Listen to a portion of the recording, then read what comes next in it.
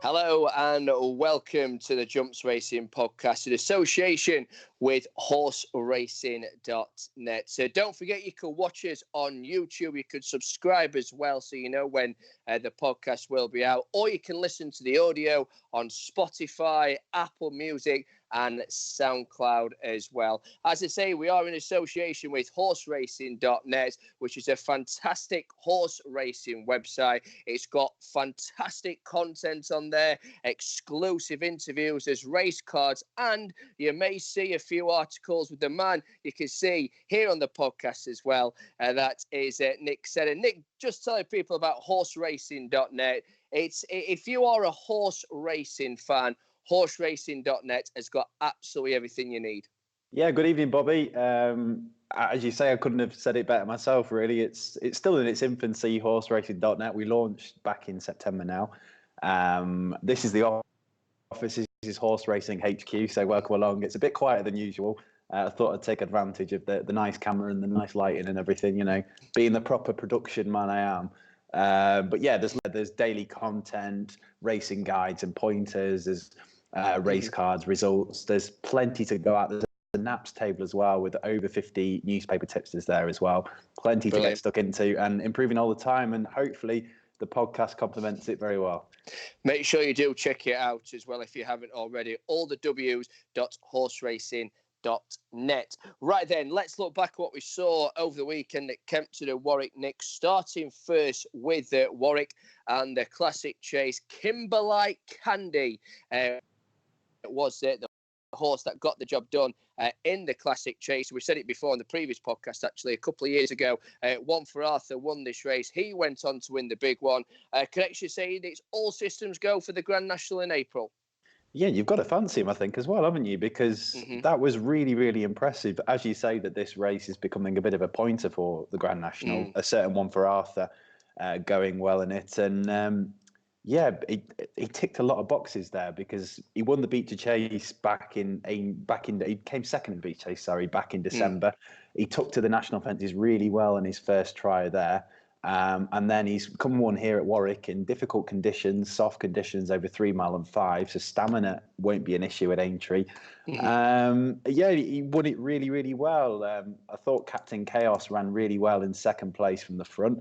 He took some reeling in. So the fact that Kimberlite Candy was able to eye him up at the last fence and then really bowl away from him on the flat, it was an impressive performance. He won that off 140 as official mark. So we say every week about 145 will get you in. I reckon off the top of my head, this will be about 1480. He'll go up to 150 sort of territory. So he'll get in the national off the back of this. He's 20-1 now for the Grand National, which I think is a really fair price. And yeah, you've got to think he's a serious contender now at Aintree. And I think that this form will prove really strong as well.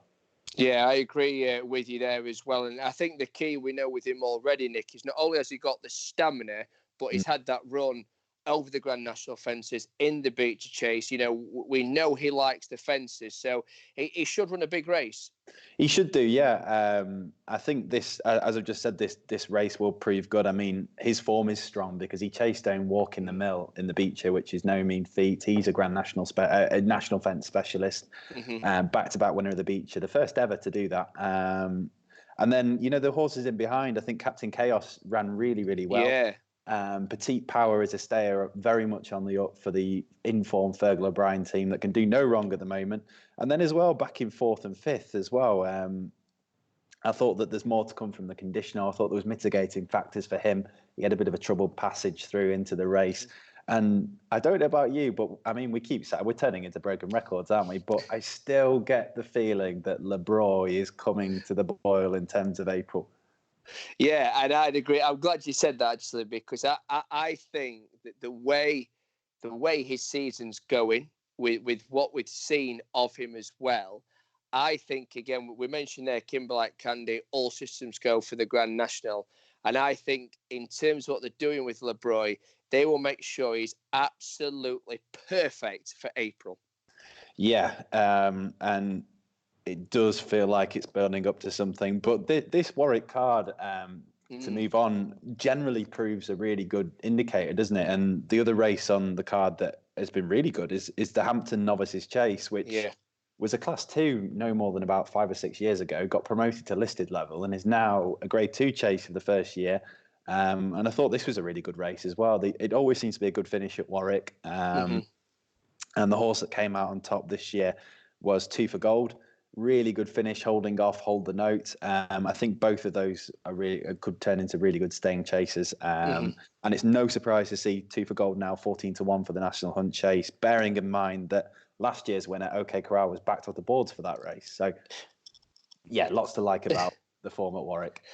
These were Two for Gold as well. He's 6 from 9, 3 from 3, chasing as well. But just in terms of that performance, you mentioned it briefly there. There was a lot to like about what we saw on Saturday. There was. Testing conditions. It does always seem to be testing for that meeting. Early January, lots of rain. So it's turning into a meeting perhaps that goes under the radar as being one for Cheltenham pointers. And there was another Grade 2 on the card as well in form of the Leamington. Now, this has a decent roll of honour in its own right. And the name that stands out there is the 2013 winner, the new one. Now, there was another Nigel Davis trained winner there in the form of Mossy Fen. Stayed on really, really well to come out on top there. The future looks bright for him. Lively outsider perhaps for the Albert Bartlett if he goes to it. But if he makes him to anywhere near the sort of horse that the new one was, Connections will have loads of fun with him as well. So yeah, really good card, really good racing. Yeah, we're going to mention the new one a little bit later on in the podcast as well. Just to turn our attentions first, though, Nick, before we preview the weekend's action. If we talk about what we saw at Kempton on Saturday, the Sylvan Inarco Conti chase. Wow, Frodon. He just pulled it out the bag, didn't he? He did, and you know what? That was the Frodon we know and love, wasn't it? Because I wouldn't go as far to say he's been off colour so far this season, because I think there were mitigating circumstances for both of his runs. But he was, he built up such a great partnership with Bryony Frost last season. And to see rider and horse in such rhythm there, where she was asking for more and he was just delivering every time she asked the question. And he broke the heart of Top Notch, and then he fought off the attentions of Keeper Hill as well. And that was a proper back to form performance. But I must say, it does sort of ask questions now about where he's going to go at Cheltenham. I want to say now that they started to say connections about the options, and potentially where he will run at the Cheltenham Festival. It's very exciting. It is. I mean, personally, I'm going to play the same sort of tune that Matt Chapman always did last season before he won the Cotswold Chase, and saying he's not a Gold Cup horse. I don't think he quite gets an extended 3 miles, 3 mile 2 of the Cheltenham Gold Cup. I know that he's won the Cotswold Chase over 3 miles, so he's eking into that territory. But for me, he's just a natural 2.5 miler. I will say that I think that this year's Ryanair Chase is probably going to be hotter than last year's was, although it's always difficult to tell with the Ryanair because of it being a 2.5 mile chase. You've got the 2 milers that use it as a backup option, and you sort of staying chasers that maybe think the 3 miles is going to stretch them, have that as a backup option as well. So the anti-pace market for the Ryanair always seems a bit more stacked than the other two. But I think at this stage, you've got to think that. But then if you look at potential runners in the Ryanair Chase, I mean, we've got at the moment a Plutar who could go to the champion. Min, the same comments apply. Footpad, you'd think would go for the Ryanair Chase. Surname, if they decide to send into Cheltenham, there's a question about him going left-handed. Politolog, who I think is more naturally a 2.5 miler these days than a 2 miler. Yeah. So, I mean, if any number of those names turn up, Frodon's in for a serious race. ASO as well, we can't forget him. So it's shaping up into a cracking renewal. But if he runs like anywhere near as much heart as he did last year, you can't write him off. In the Lanzarote, wow, where do we start here? This race wasn't without drama. That's an understatement, isn't it? It's always a strange one when two horses manage to depart without influencing each other. You had the on one side Notre Paris departing, and then De Bestiman on the other side of the hurdle departing as well, opening the door for Burrows Edge. And I think the interesting debate here is because De Bestiman was in front when he departed, and he was about 3 or 4 lengths clear. but Burrows Edge, the winner, was staying on like a steam train. If the best man had stayed on his feet, do you think Burrows Edge would have got there? No. You don't think he does? See, I think he would have got there personally. No. I think there was enough left in the tank. Just seemed over the line. I think he would have closed in, and I think it would have been a very tight finish. But I personally think, should he have stayed on his feet, there was just that little bit more left in the tank just to see him over the line. That's my opinion. Anyway. Game of opinions, isn't it? But yeah, either way, I think the two handicap hurdlers to follow. I mean, the handicap hurdles are so difficult to work out at this time of year. But you know, if they're staying on well to the line in the Lanzarote over 2.5, you'd imagine Coral Cup is probably going to be on the radar. So I noticed that Burrows Edge is into 25-1 for that. So imagine that would be the port of call. Just a quick word as well, Nick, is what we saw on Sunday at Punchestown. Andy Dufresne, it was great to see him get back to winning ways in the Moscow Flyer. It was. This is a horse whose reputation has pretty much preceded him all the way through his career so far, at the early stages of his career, because he was bought for £330,000 and he shares the name with one of the most famous movie characters of all time, doesn't he? People are waiting to make every single time he runs. And he won that point so impressively, and then it seemed like he could do little wrong. He was really impressive on his hurdling debut, and then the bubble was burst at Navan back in December, and people wrote him off. And I think what was interesting about Sunday was that it didn't really answer the question either way, because he did return to winning ways in graded company, but he sort of made really hard work of it, didn't he, against a horse who sort of didn't do a lot right.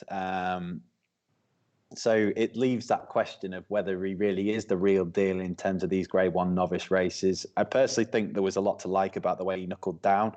I think he's only had 3 starts over timber, so I think that he is open to improvement, and I wouldn't be writing him off, certainly. I mean, he's 14-1 for the Supreme, 20s for the Albert Bartlett, and 14s for the Ballymore, which sort of say that he's versatile enough to have options. He's shown a bit of speed. He's also suggested that he would get further in trip. He's 100-1 for the champion hurdle as well, if you fancy that.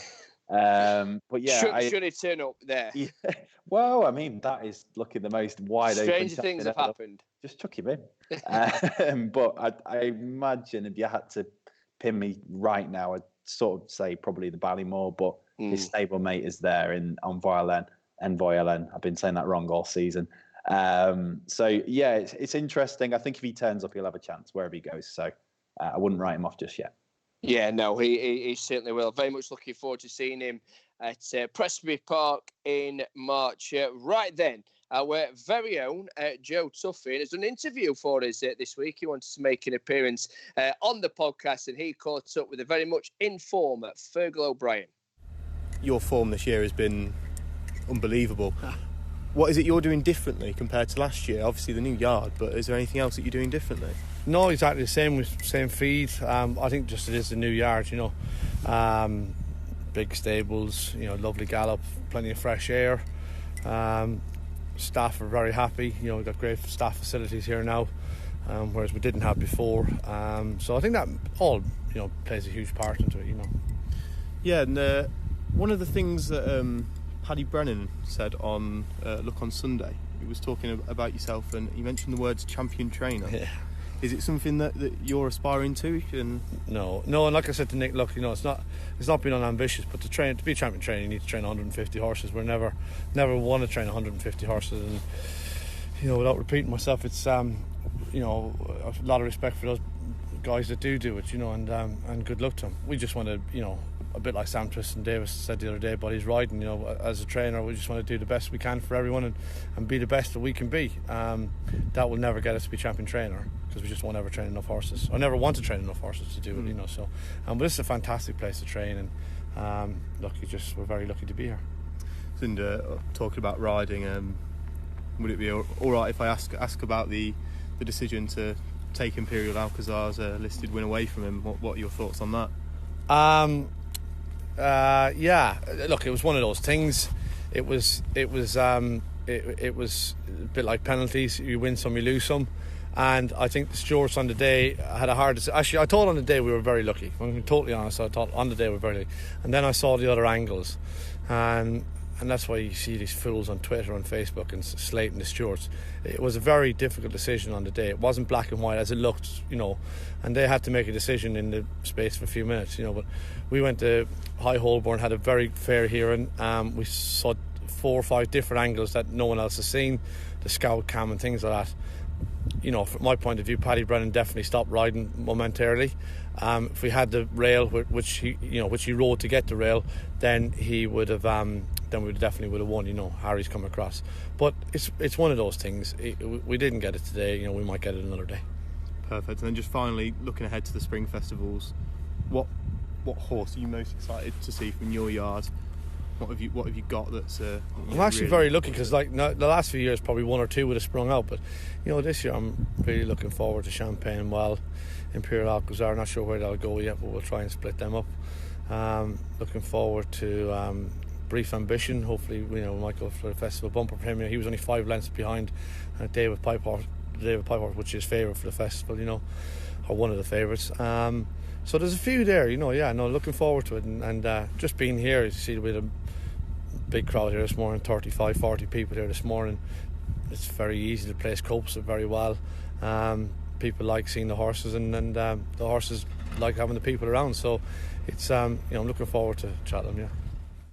So that was Joe making an appearance there on the podcast, talking to Fergal O'Brien. And Nick, Fergal, ever since his move yards, he's just absolutely flying, isn't he? Don't get me wrong, he's always had a good season, but this year he's literally just training winner after winner after winner. And if we talk about Imperial Alcazar as well, it's St. Ledger 2015 all over again.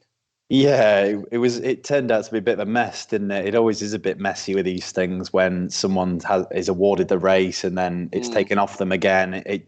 It's just messy, but I do think that the right thing came about in the end. I agree with Fergal. He said in the recording that he felt for the stewards that it was a difficult decision. I know that they didn't make contact, but there was a case to be made for the Imperial Alcazar, but I think the right decision was made eventually, and hopefully we can just move on now. I think Fergal O'Brien is flying. The Down Scouting team are enjoying another fine season, and Joe Tuffin on his podcast debut didn't ask Fergal O'Brien about the big cake debate, so I know that rumbles on. If it's me, if I'm playing referee, Bobby, I'd say that you are now the cake eating champion on default because Fergal O'Brien didn't provide a response. So, congratulations.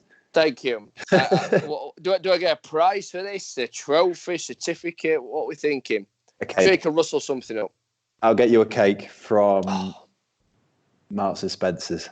Oh, very, very nice. Oh, push boats out, why don't you, Nick? That's all right to hear. You're a pal. Marks and Spencer, but St. Michael's finest. Well, they've got a new store in Chorley now, so have they? Brilliant! Ahead. Very excited. Oh, fantastic! Right then, something that has been splitting the racing public of late. There's been a big debate about it. Is the fact that there may be a 5th day to the Cheltenham Festival. I've seen arguments on both sides. People think it's a good idea, people not so. What is your honest opinion? Should there be day 5 at the Cheltenham Festival? It's really interesting, isn't it? It's something that I feel like has been bubbling up for years, and probably ever since we went from 3 days to 4. And that was a success, Yes. So naturally, the organisers of Cheltenham, the argument is there to get 5 days. It makes sense from a commercial perspective. Yeah. I think the key issue really is the danger of diluting something that works so well as a 4-day festival. It would mean that we'd go from 28 races to 35. And personally, I could do without it. I think it works really well as a 4-day festival, but I think we can. I think there are sufficient gaps in the calendar to make a 5th day if we needed to. I know there's a Mayor's Chase coming in, So that means we're going to lose a race. I don't know what the bookies' favourite is at the moment. I wouldn't surprise me the Kim Muir was up there as a candidate. I don't know what you think, Bobby, which race would go. It's a tough one. It's because I know there's obviously been talks about axing the 4 mile, aren't there? For that being one of them to go. I've also heard obviously the Kim Muir as well to potentially go as well. But that's it, you see, because it's like, say if one of those races gets dropped and it does go to a 5-day, is it then a case of, okay, we'll bring that race back because we need it for the 5th day as something like that? And I think what they need to do is obviously go through it with a fine tooth comb, which I believe that they will, and see where the gaps are. What racing do they need on that day, if that makes sense to you? What are the gaps in the chases? What are the gaps in the hurdles, etc.? They have 2 bumpers at Aintree, don't they, for the Grand National Festival? 2 bumpers at the Cheltenham Festival as well, for argument's sake. But yeah, listen, I honestly don't know. I honestly don't know. Hand on heart, I honestly don't know, because I'm seeing opinions, people saying yes, and I'm seeing obviously people saying no. Just keep it to 4 days. It works as 4 days. What I will say to you, and just something to throw out there, I think they're saying if they do have the 5th day, it would more than likely be on the Saturday. But should it be on the Monday? So you have Monday, Tuesday, Wednesday, Thursday, Friday. And have it like a Cheltenham week, if you like, or did they go down the road of Royal Ascot and have it Tuesday to Saturday? I don't know what you're thinking about that. Well, I think if you sort of say that the main reason for them to extend to 5 days would be for commercial reasons, you would think that they would go for the Saturday, and that it leads on nicely to one of my points against, because I did a quick thought shower and thought about reasons for and against. And as you say, there is precedent there. There are festivals that exist that are longer than 4 days: Royal Ascot, Glorious Goodwood, Punchestown, Galway, and they work really well. I think Galway's exhausting, but it does work well. And then if you think about, I had a quick jot down of races that could make this mythical 5th day. You'd imagine that the 2 championship races on the Thursday, the Stayers, and then the unofficial 5th championship race, the Ryanair. So you'd imagine that you'd take the Ryanair and make that the feature on the Saturday. Okay. And then let's say the Kim Muir gets axed. So you'd probably think that would come back in on the Saturday. And then if you're going to have a Mayor's Chase, I'd imagine a Mayor's Bumper would be a logical thing to complete the Mayor's programme. A Veterans Final. Yes. That worked really well at Sandown. I think that would be a thing. And then, you can get as wacky as you like, really. I think something like the Ledger Legends would work really well at Cheltenham. Whether you would want to include that, like a charity race with former jockeys. Okay. The so likes of like a Cheltenham Festival Legends, if you like. Yeah. So AP came back to Doncaster, didn't he, and won that race and things like that. But do you really want that at the Cheltenham Festival? That's where you start to ask these questions. But I think there is enough there that you could quite easily build a thing. We were chatting in the office just. You could even be absolutely blasphemous and drop a flat race in there as well.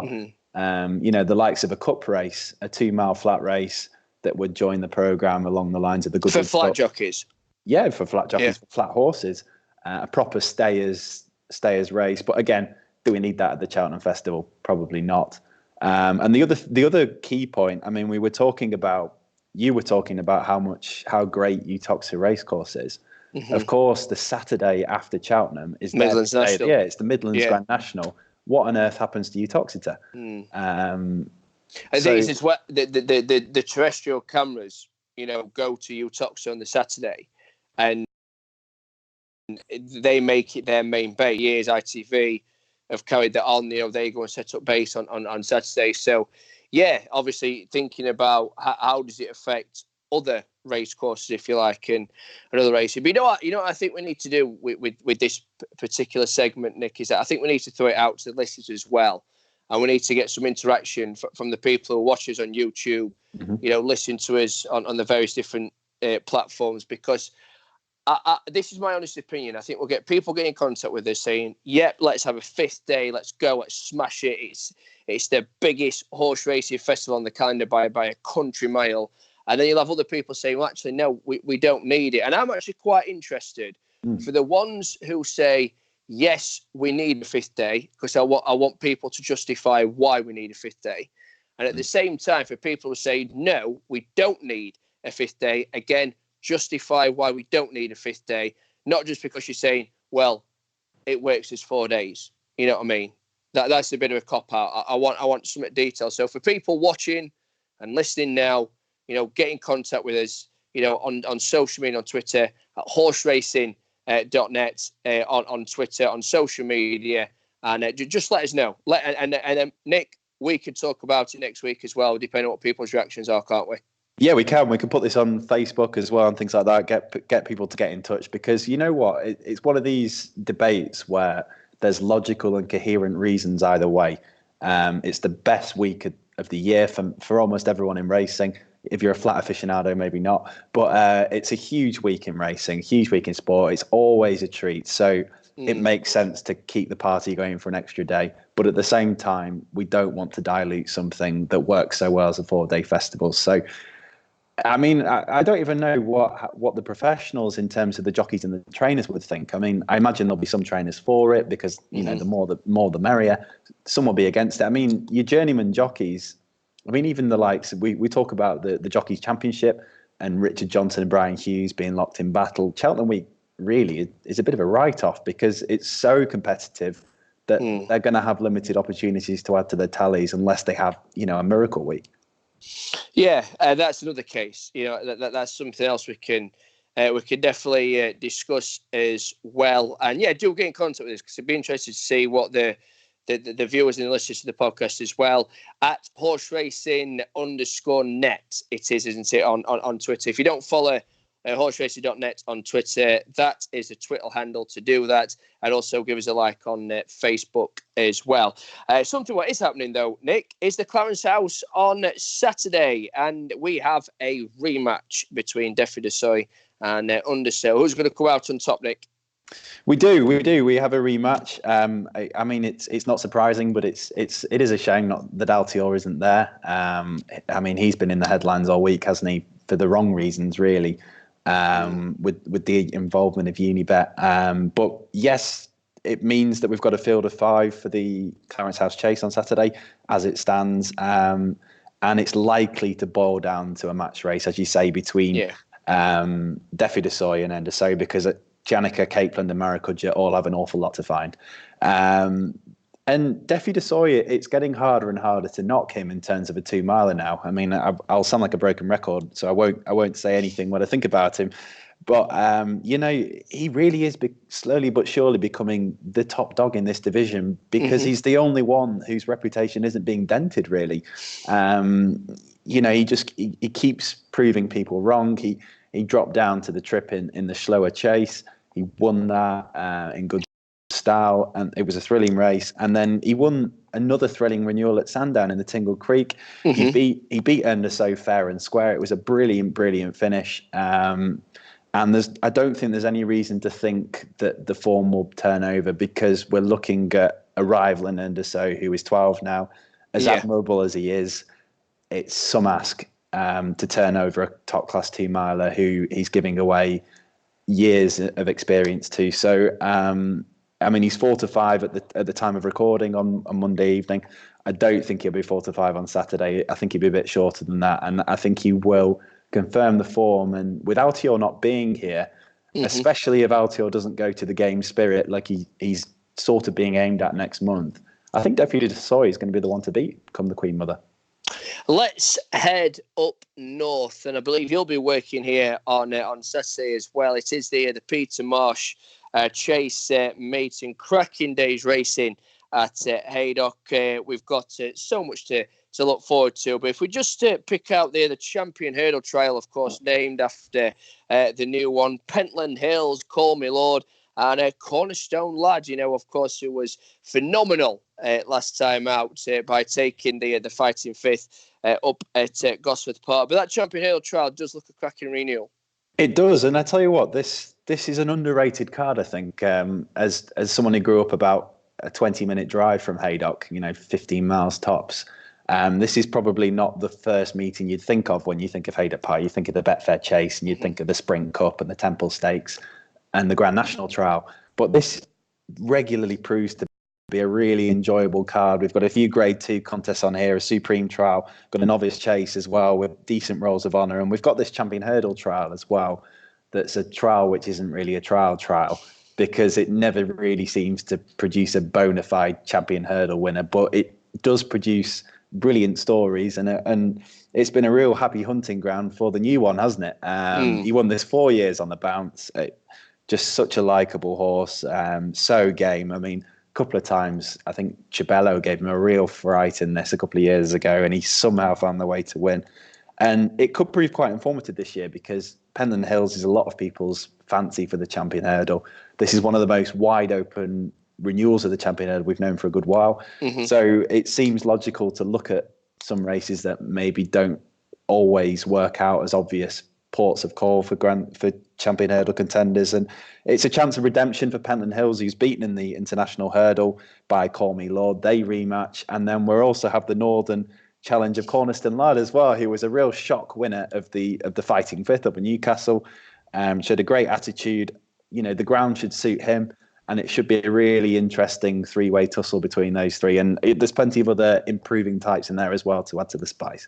Be great to see Cornerstone Lad going again, though, wouldn't it? Wouldn't it, Nick? Be honest. It would. I've got a bit of a soft spot for him, definitely. We've got to stick by the Northern train once, Bobby, haven't we? Oh, yeah, we certainly have. Right then, the Peter Marsh in 35 minutes before that Champion Hurdle trial.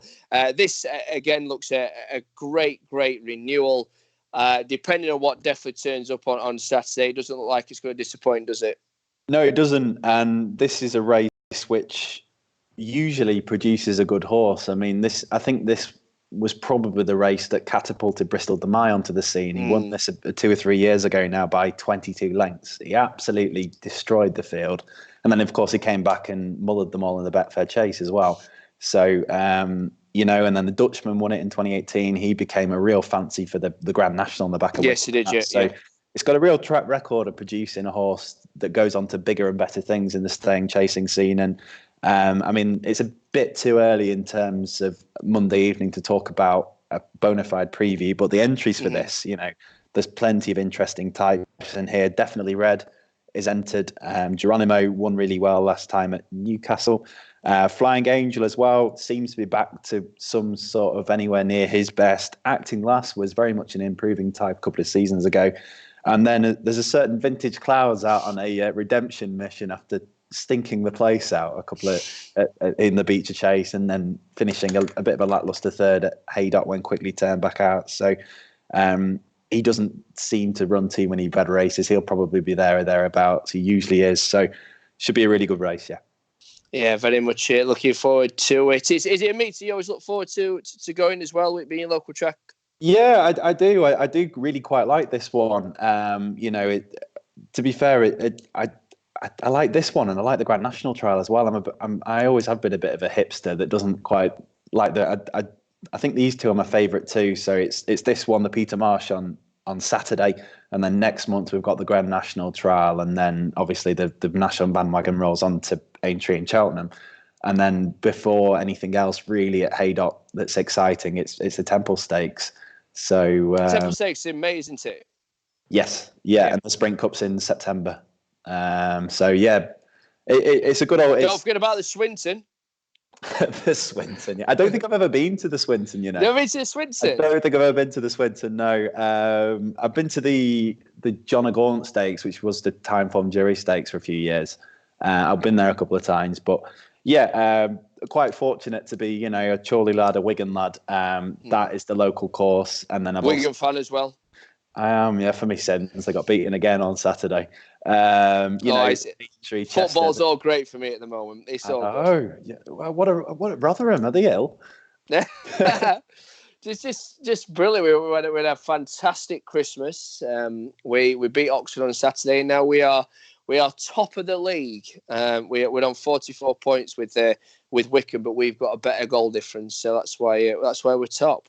Yeah, we're going to be trading places, aren't we, come May? I think we're going to I think it could be Scunthorpe away for me next year somehow. So I'll stick to my racing because at least, I mean, it might be League One football in Wigan, but 5 miles away at Haydock, we've got one action, so we're all right. It's all good. Nick, as always, a pleasure to work with you here on the Jumps Racing podcast in association with horseracing.net for the cracking, fantastic, I say this all the time, horse racing content, what they produce. Make sure you visit their website, allthews.horseracing.net. And from myself and Nick, wish you all a very good evening.